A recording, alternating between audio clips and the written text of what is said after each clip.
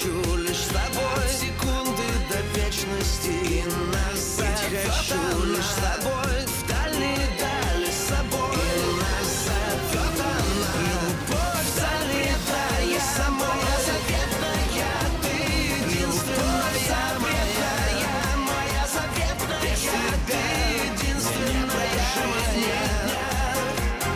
Без тебя травы клонятся, будто молятся, я склоняюсь пред тобой, будто молятся, я склоняюсь пред тобой.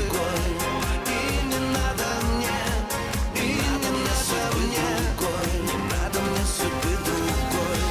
И не надо мне судьбы другой.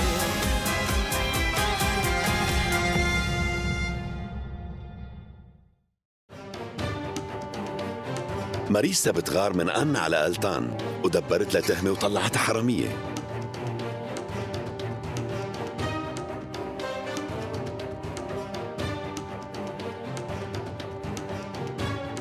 فاسيلي لازم يرجع على تركيا ورومان بيطلب من أبوه يتركه بروسيا.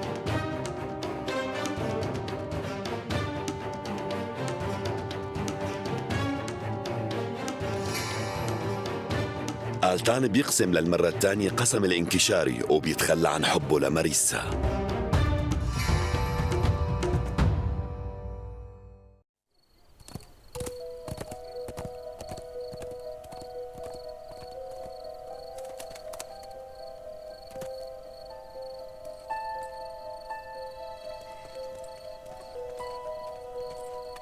ألتان، ألتان، انت شو عم تعملي هون؟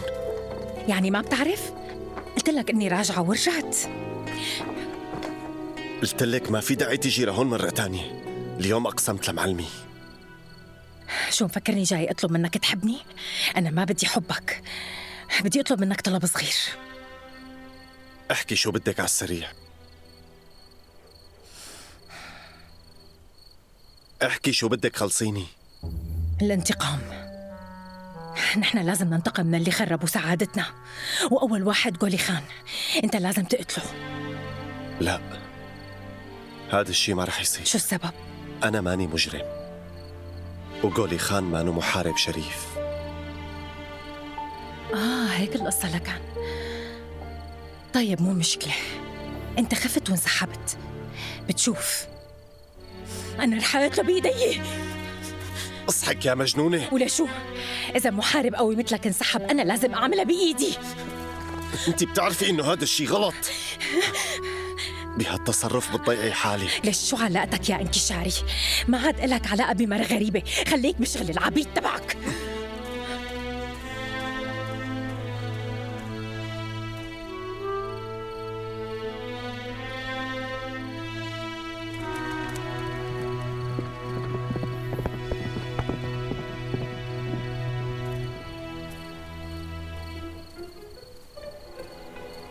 بكرة الصبح أنا مسافر على تركيا. صرتوا بتعرفوا شو بدكم تعملوا. تقتلوا هالواطي ألتان وبتجيبوا الحارسة على تركيا بأسرع وقت. بتمنى تكونوا قد الحمل. ولا يهمك يا بيك. طمن. كل ما نفذتوا أسرع كل ما كان أحسن لإلي. يا بيك. نعم. بخصوص المكافأة، في صبية بالضيعة كتير عجبتني. فيني اعتبرها مكافأتي؟ عجبتك وحدة روسية؟ بصراحة كتير حلوة. لا تكون ماريسا. لا وحدة تانية. إلا كان خدها. قبل ميد أنت ضده؟ كرمك يا بيك رح يخرب بيتنا عن قريب كتير. اشرح لي. علاقتنا مع الروس معقدة وفيها مشاكل، وطلباتك رح تزيد هاي العلاقة تعقيد. وفوق هاد أوسيب عجبته وحدة روسية، هيك رح يضر حاله ويضرك يا بيك. أنا ما بخاف. إذا أوسيب نجح ونفذ المطلوب منه ما اسمح له ياخد الروسية، وإذا فشل مثل الباقي ساعتها ما بيطلع له شيء. وبنفس الوقت هذا تحدي مهم لنشوف مين الأوفى بيناتكن.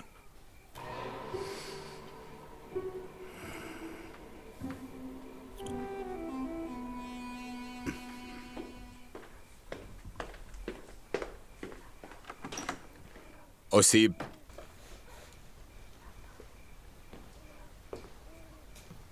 نعم يا بيك. إذا بتقدر تجيب ألتان عايش أحسن. بدي أتطلع بعيونه وقتله بإيدي. مكافأتك رح تكون كبيرة، بس هذا مو طلب ولا أمر مني، لأنك ما رح تقدر تأسر انكشاري حتى لو بتاخد معك 10. هو رح يقدر عليكن، فأنت بتحدد مكافأتك شو رح يكون حجمها. بتمنى تكون فهمت حكي وشو المهمة الموكلة لك. يلا الله معك. بالإذن.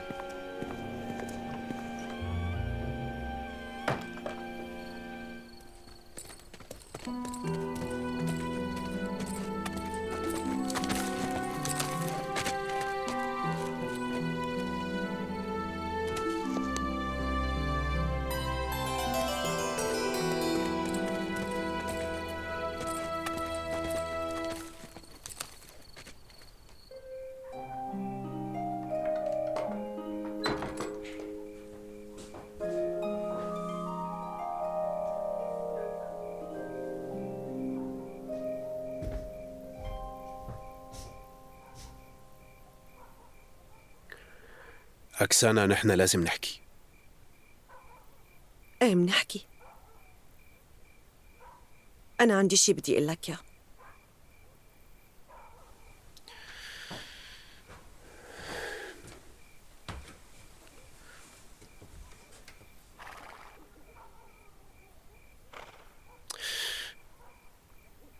هلا أنا بصراحة فيودور، أنا وياك رح يصير عنا ولد.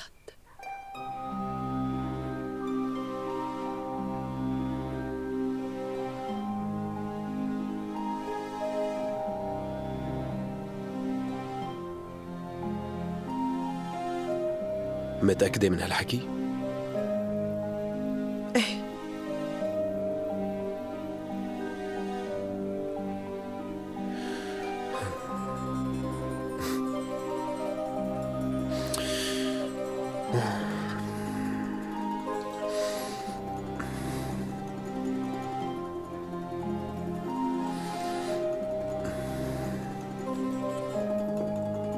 شو كنت بدك تقلي؟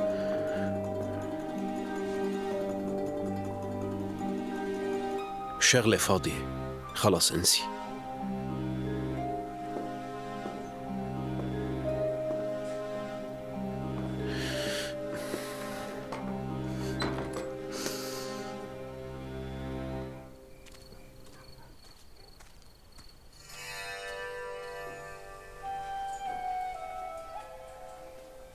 شو صار؟ يلا احكي لي كل شيء.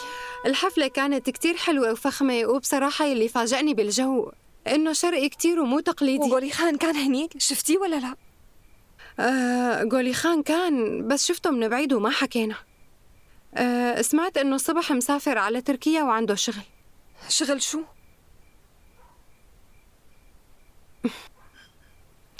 بده يروح ليتزوج آيغول.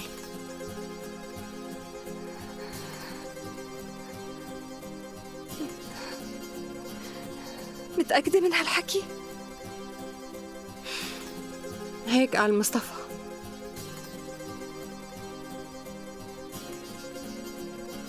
زليخة، معناها رح يتزوج معه؟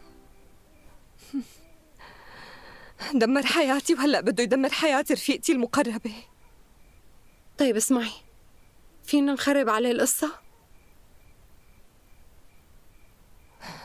ايه منقدر إذا فاسيلي بيقدر يسافر هلأ فوراً على تركيا قبل ما يوصل غولي خان، وبيوصل الموضوع لباشكورت بيك، وبلكي بيحاول يقنعه إنه غولي خان كان بده يقتلني، وقتها أكيد رح يرفض هالزواج.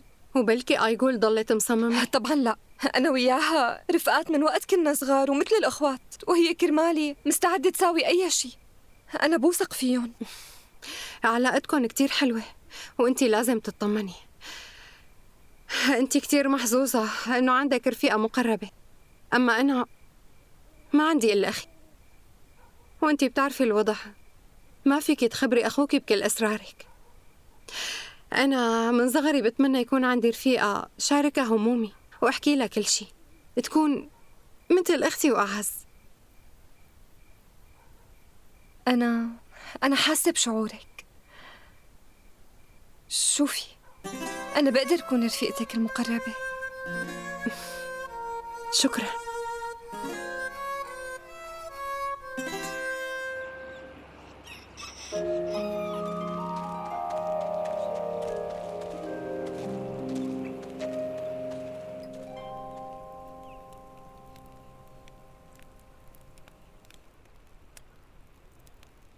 شو اللي مزعلك هيك فيد؟ يعني خربت عليكم وعطلت شهر العسل لما خبرتك عن الولد؟ شو اللي عم تقولي؟ أي شهر عسل؟ كيف أي شهر عسل؟ أنت وأولغا. يمكن ما كون بعرف بكل التفاصيل، بس أنا مرة وبحس يا روحي. بلا هالحكي الفاضي، قال بتحس قال. ما بعرف شو عم بيدور براسك. ما في داعي ليدور براسي شي.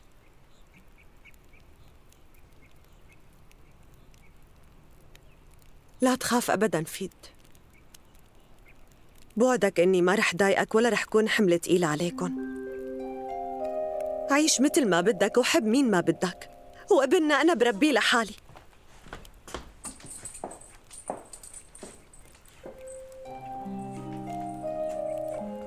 فيد، أنت حر هلأ، رح أتركك بحالك.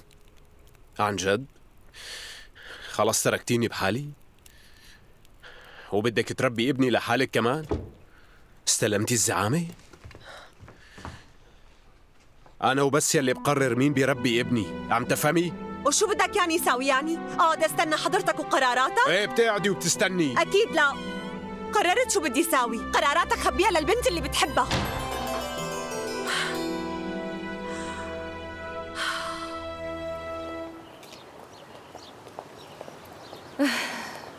أنا دائماً كنت أحلم يصير عندي عائلة حلوة، زوج وولاد كتير، بس الظاهر إرادة ربنا غير هيك.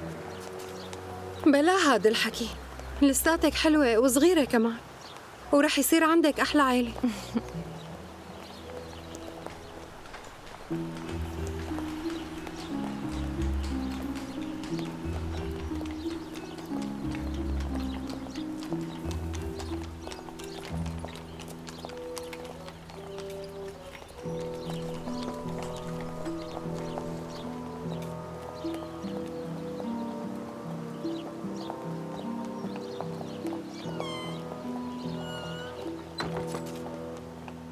يسعد اوقاتك دكتور. طمني عنك.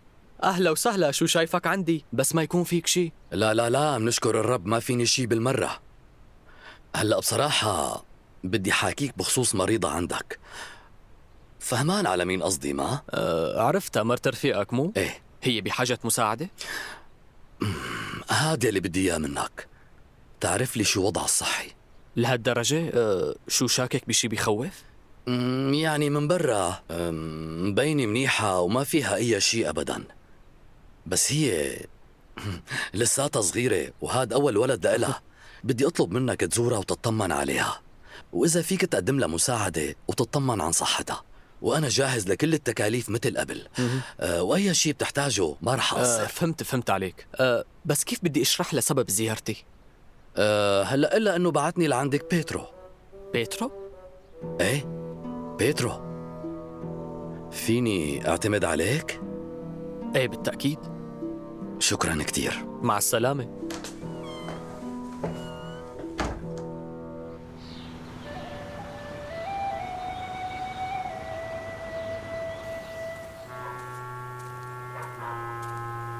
ها شايفينا؟ هي الحرامية. لك كيف إلها عين تمشي بالضيعة بدون ما تخجل من اللي عملته؟ أصلاً السرقة عندها مثل شربة المي. أهلين يا حرامية.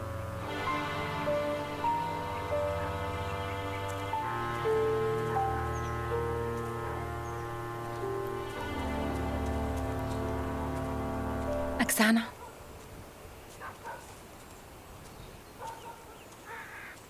شبكي حبيبتي؟ شو اللي صاير؟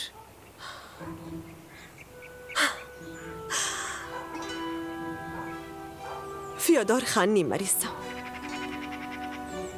ومع أولغا. لا، هالحكي مستحيل. امشي خلينا نقعد.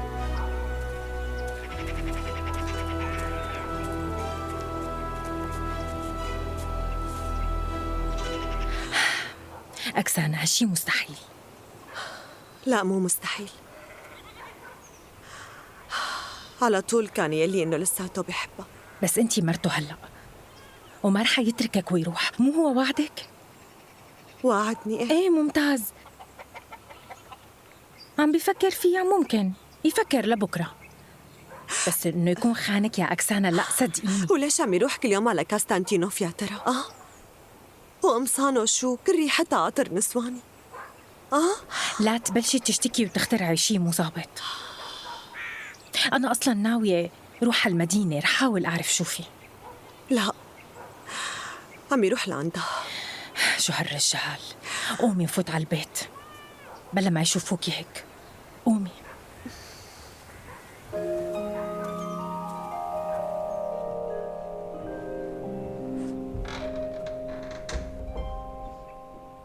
وانتي شو ماريسا؟ شو صار بينك وبين ألتان؟ شو صار بيني وبينه؟ ألتان واحد جبان. وليش جبان؟ لأنه امبارح رفض يقتل غولي خان. قال لأنه هو بالآخر انكشاري. وهلأ شو؟ شو بده يكون يعني؟ وهلأ صار لازم اقتل غولي خان بإيدي. ساعتها رح نكون أنا وألتان مع بعض، بس في الفترة اللي جاية لازم اكسب ثقة غولي خان. طولي بالك ماريسا، انت عن جد عم تفكري تقتليه؟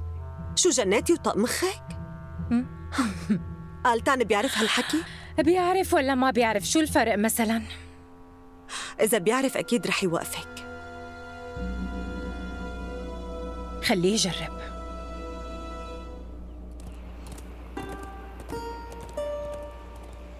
ليش ما عم تفهمني يورملاي؟ أنا ما فيني ضل هون أكتر من هيك. وين ما رحت بينادولي يا حرامية. أصلاً بعرف إني مو غلطانة، بس ما حدا عم يصدقني. مصدقين ماريسا وليبوشا. خليهم يحكوا، بيحكوا لهم كم يوم وبعدين بيسكتوا. رح يضلوا يسمعوني هالحكي. لا، أنا بدي أمشي. شبك انت علقتي على القصة بدي امشي شبك؟ ما انت ما عندك حدا بالدنيا تروحي لعنده. خليكي هون. بروح على المطحنة لعند كلاديفيا، هي بتحبني، بلكي بتخليني اسكن عندها.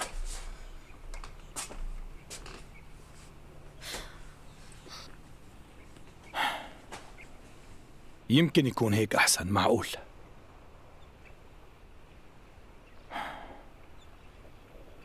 هي فعلا بتحبك وهيك بتساعديها وبتكوني قريبة من ألتان كمان. انت في عندك مشكلة واكيد ما رح يقلعك، ويمكن بهي الحالة علاقتكم تتحسن وتقربوا من بعض أكتر. ما رح يتغير يورملاي. لا، ليش عم تحكي هيك؟ الناس بتتغير مع الوقت والمشاعر كمان ممكن تتغير. هو عم يقول عن حاله انكشاري وما بصير يتزوج.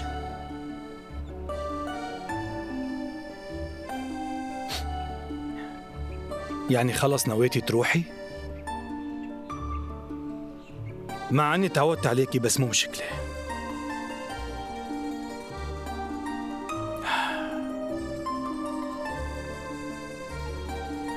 شكراً على كل شي يورملاي.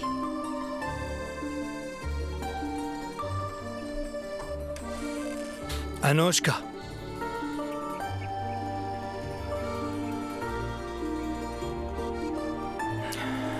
تعرف يورملاي، الحب من طرف واحد سعادة، بس الحب من طرفين أحلى.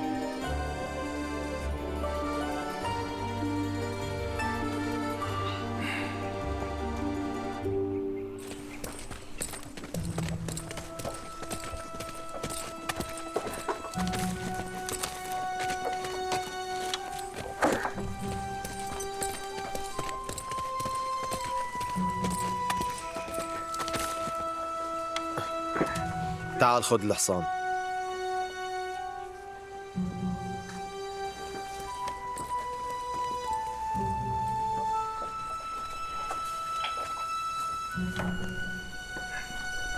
يا حبيبي ابني أوسيشكا، جيت لعندي يا روحي. ما صدقت عيوني وقت شفتك من الشباك. طمني، وينه فاسيلي؟ سافر ولا لسه؟ ايه هو سافر الصبح. ها فهمت عليك. منيح انت ضليت هون. شي طبيعي اني ضل هون، كيف بدي اتركك يا امي؟ ما صدقت اني لقيتك وما بقدر اروح من هون، لسه بدي اشوفك كتير. مبسوطة بوجودك يا حبيبي. فيني ضل عندك شي كم يوم هون؟ شو هالسؤال هاد؟ البيت بيتك، بعدين ليش واقف هون؟ تعال فوت معي، انت اكيد جوعان، تخليني اسكب لك من اكلات امك، اكيد رح تحبهم ويطير عقلك. يلا تفضل.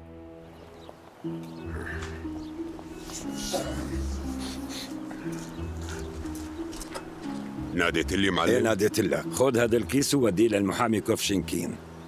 تعرف العنوان مو؟ شارع تشيركاستيكا. ايه عرفت البيت، هذا اللي فيه عليه خروف حجر فوق الباب. ما حدا غيرك الخروف، لك هي حورية.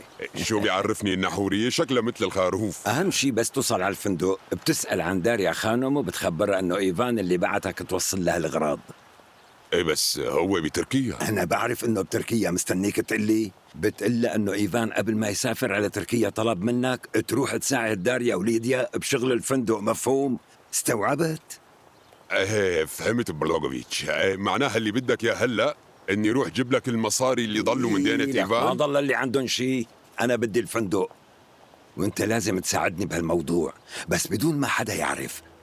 شبك ليش صافن؟ يلا روح اعمل اللي قلت لك اياه، روح. فهمت عليك بلوغوفيتش. وانتبه ولا تتكبر على اي شغل، ولو شو ما طلبوا منك اعمل شو ما بيقولوا لك قد ما كان صعب، وانا رح ادفع لك اجارك من جيبتي. المهم تراقبهم منيح وما يغيبوا عن نظرك، وتقول لي مين عم يروح ومين عم يجي على هذا الفندق، وبعدين بتجي بتقلي كل شيء، بس انتبه يلاحظوا انك عم تراقبهم، مفهوم؟ مفهوم بلوغوفيتش، رح اعمل مثل ما قلت لي. لك روح رتب حالك شوي لانه منظرك بخوف، واول ما يشوفوك بيقلعوك من الباب. اللي احسن منهم سمحوا لي فوت. يلا.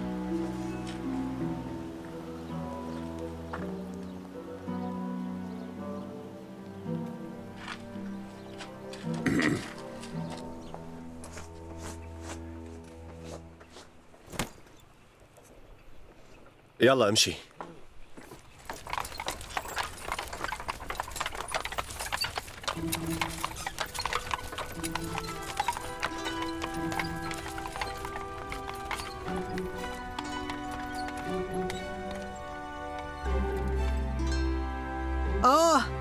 أنوشكا، أهلا وسهلا. أهلا فيكي خالة كلاديا. وليه جاية مشي؟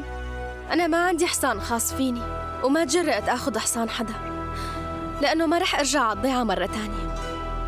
كيف يعني ما رح ترجعي؟ نويت ما أرجع على الضيعة، وما تسأليني ليش. شلون يعني ما بدي أسألك؟ يلا احكي، شو اللي صاير معك؟ إذا بتخبي علي شي بدي أزعل. صاروا الناس يقولوا عني حرامية، بس أنا ما سرقت الطوق. صدقيني أنا ما بعمل هيك شغلة. تعرفي أنا أخذته لحتى صلح القفل، وهلأ ما بقدر أمشي بالضيعة، بيصيروا يقولوا عني حرامية حرامية حرامية، بس صدقيني أنا مظلومة. أنا مصدقة كل كلمة عم بتقوليها. بالمناسبة ماريسا سبب يلي صار معي. هي من زمان بدها تقلعني من الضيعة لأنها بتغار على ألتان، فعملت هالقصة. يعني على أساس هو بده إياها؟ ابني مستحيل يفكر فيها. هو قال لك هالحكي؟ طبعاً هو اللي قال لي. لما إجت امبارح لهون بهدلها وقلعها قدام عيني. عن جد؟ إيه بحلف لك.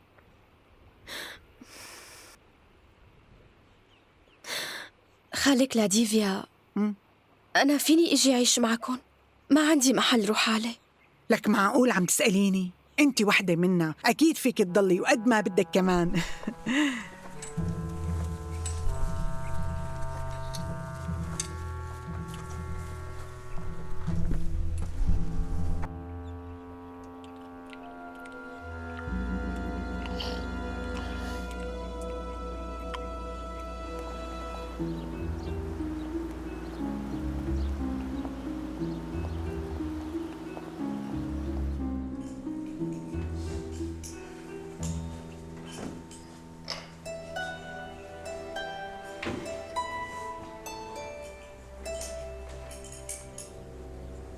لك تضربوا انتوا وهالتنظيف؟ في ناس قذرة هيك؟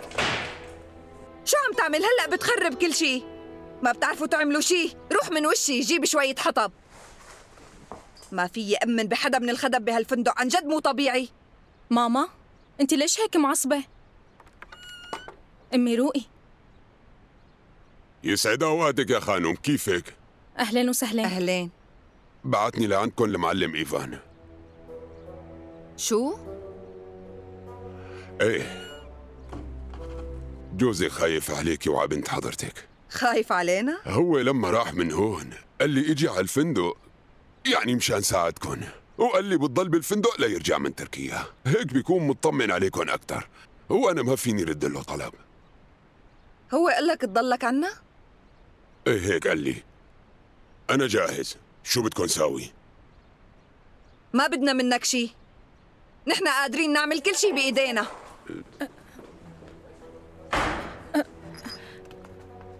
ما تواخذني شوي وبرجع لك، استناني. ماما ماما شو في إذا ضل عنا وساعدنا؟ انت شفتي وشه منيح؟ وش مجرم هذا. مين هذا ومن وين اجا؟ أبي اللي طلب منه هالشي. عن جد صدقتي؟ أبوكي ما له علاقة، أساساً بحياتي ما شفته، أنا بعرف كل رفقاته.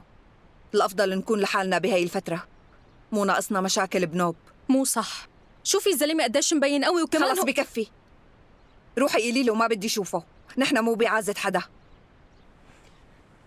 ماما ليديا خلص النقاش انتهى.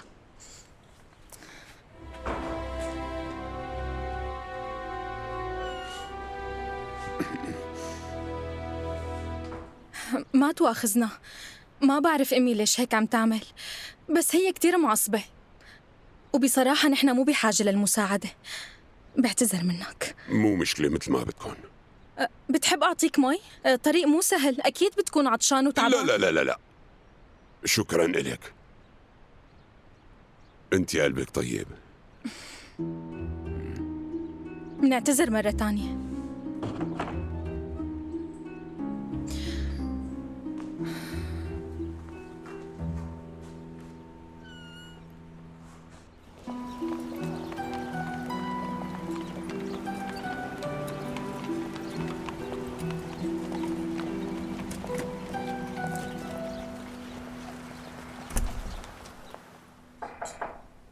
تفضل. ست أولغا، اجا لعندك الدكتور شوتاف. أي دخلي؟ تفضل. شكرا لك. أنا آسف على الإزعاج. أهلا وسهلا دكتور. جيت بوقت مو مناسب؟ لا شو هالحكي؟ خبرنا كيف بنقدر نساعدك؟ جاي لعند حضرتك. جاي لعندي؟ ايه لعندك. بحالتك ما بيصير تضلي بدون متابعة الدكتور، ولهيك لازم اكشف عليكي ضروري، وبتمنى ما ترفضي. ارتاح لو سمحت. شكرا كتير. أنا ما رح أرفض، بس حضرتك كيف لقيتني؟ كيف عرفت إني هون؟ ما في داعي تتفاجئي أبدا، اجيت بناء على طلب شخص بتعرفيه، وطلب مني تابعك لأنه خايف عليكي. ومين هذا اللي خايف علي؟ الشخص اللي جابني لعندك من قبل اهتم فيكي واسمه بيترو. بيترو؟ بس ما بعرف شو اسمه الثاني. بيترو ايه هذا بيترو اللي انقذني من المجرمين تبع غوليخان، ولما وقعت وغميت عنده جاب حضرته الدكتور يشوفني. ايه تماما، هذا اللي صار وقتها. اسمحي لي بايدك لو سمحتي. اي وحده؟ هاي لحظة واحدة.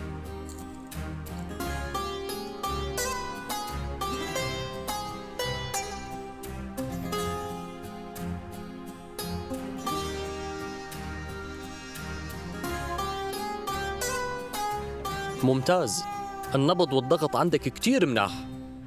المفروض تاخدي شوية مهدئات إذا بتوافقي طبعاً. شو قلتي؟ هو إذا كان كتير ضروري مو مشكلة.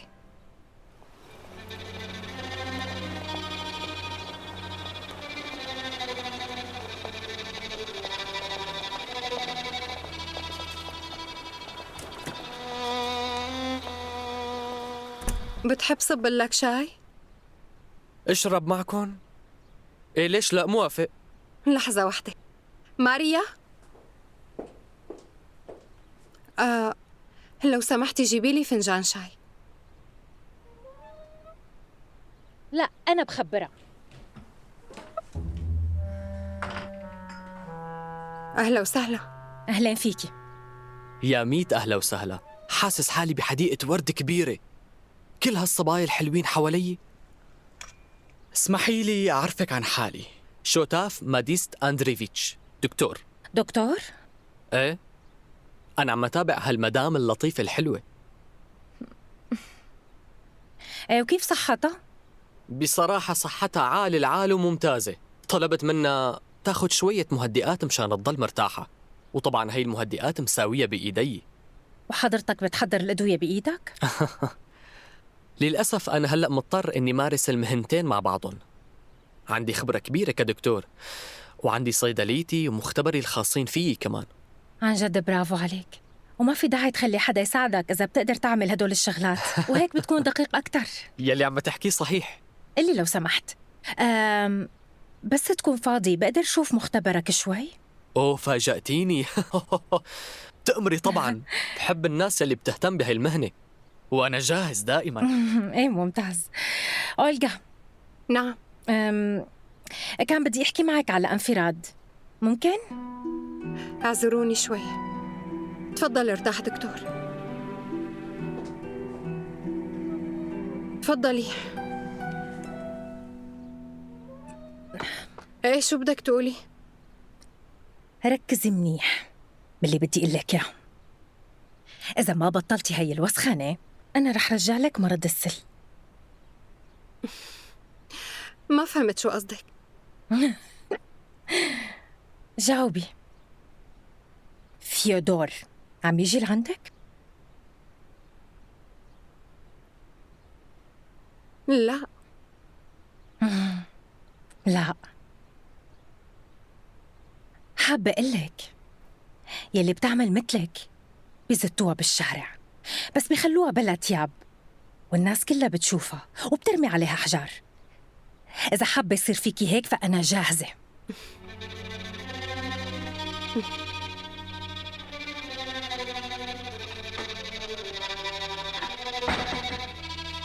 تفضل خلينا نروح. أنا صار لازم استأذن. انتبهي على حالك. يلا حضرتك جاهزة؟ ايه طبعا. مع السلامة. بالإذن منك. تفضلي.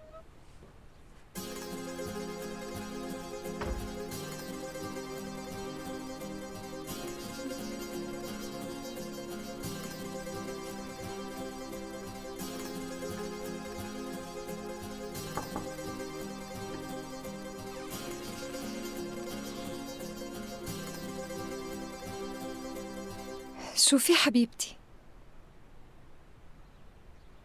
في كتير زليخة، قصة قديمة وحزينة وما عم أقدر أتخطاها بالمرة.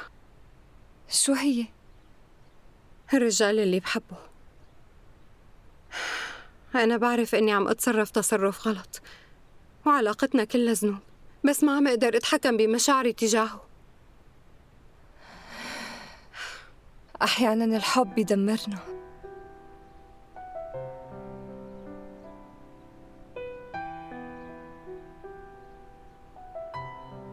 يعني نحن إذا حبينا هاد ذنب نحن منتحمله؟ شو ذنبنا إذا الرب حط هالحب جوات قلوبنا؟ هاد الموضوع شوي حساس لأنه ما فيك تنبسطي بتعاسة غيرك. بعرف، لكن ليش ما بتوقفي؟ لا تسأليني عن شي لو سمحتي.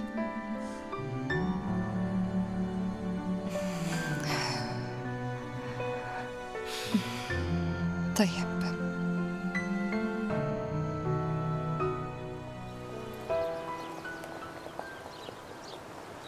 أهلا وسهلا. شوفي يا ماريسا، هي ثروتي كلها قدامك.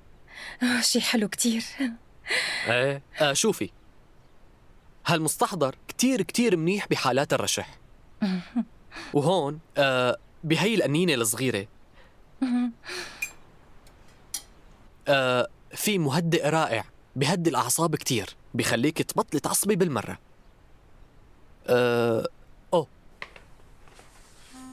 هدول التركيبتين كل وحدة لحالها ما بتضر أبداً، بس إذا خلطناهن بيصير عنا سم قوي كتير وبيقتل بثانية واحدة. لا السم ما بيهمني أبداً. طيب عندك شي لوجع الراس ويكون قوي؟ راسي كتير عم بيوجعني. طبعاً في عندي. شوفي، هدول الحبوب بيروحوا وجع الراس، أول ما بتاخدي حبة واحدة بيختفي وجع راسك مباشرة. هدول أنا ركبتهم بإيدي. يعني ما بيضروا؟ ممكن شوي؟ لا طبعاً ما بيضروا بالمرة. كل الزباين اللي بيجوا لعندي بينسوا وجع راسهم نهائياً.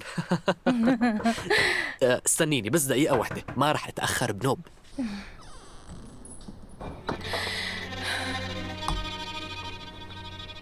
تفضل، كيف فيني ساعدك؟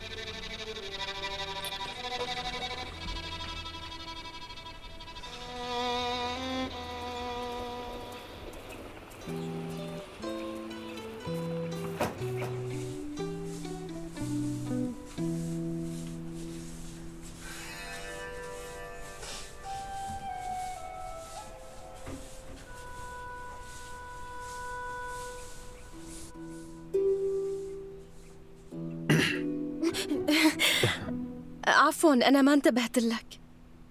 شو عم تعملي عنا؟ أنتِ بتشتغلي هون؟ لا، عم ساعد خالك لديفيا، هي سمحت لي أعيش عندها. عن جد؟ حلو كتير.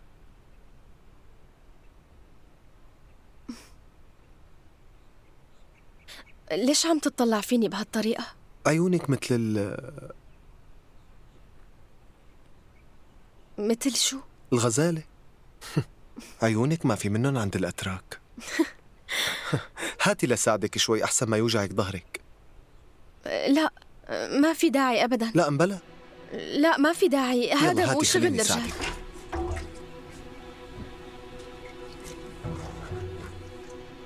أنتي؟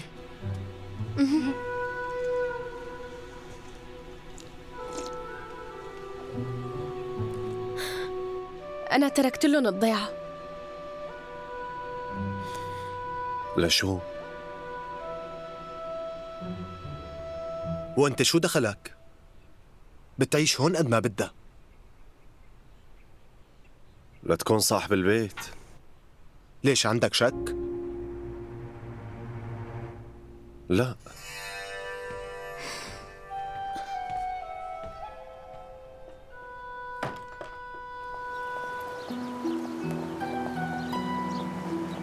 أولغا،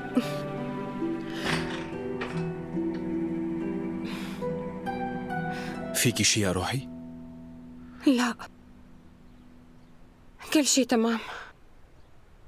أنا بس شوي حاسة حالي مو طبيعية، شوي بضحك شوي ببكي. منيح إنك جيت.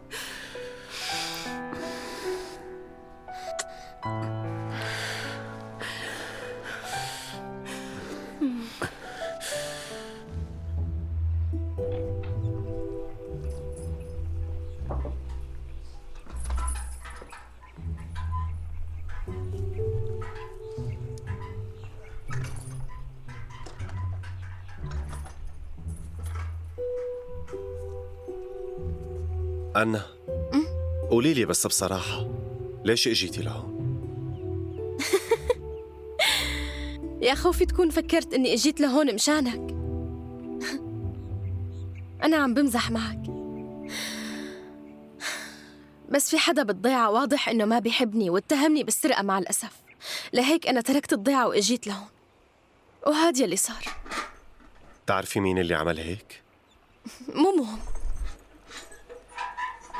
لا مهم كتير. قولي. يلي عمل فيني هيك هي ماريسا.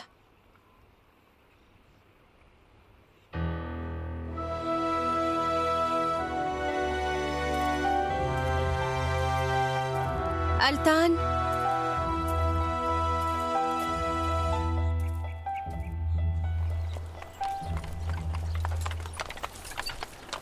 طرر.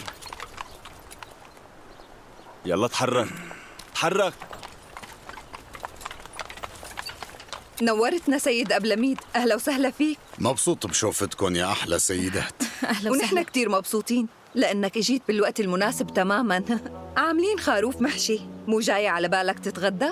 شو يلي بيمنعني؟ أكيد بتغدى. طيب لكان رح روح جهز الأكل. ليديا أنت وصل السيد أبلميد على الصالة. ايه طبعا. ليديا. نعم. قولي لي لو سمحتي، هاليومين اجوا لعندكن حرس الحدود ولا لا؟ ايه بلا. عن شو كانوا عم يحكوا؟ كل الوقت ساكتين، كأنه حدا طلب منهم ما يفتحوا تمهم بكلمة. طيب رح نستنى. أنا بنصحك يعني تكوني شوي جريئة، خدي منهم حكي وتعرفي على تحركاتهم، ما فيها شي بنوب. بدك اسألهم؟ ايه طبعا، وتضحكي للضيوف أكتر. عندك ضحكة حلوة، حاولي تستغليها بشغلك. ما تنسي. ايه خلص ولا يهمك.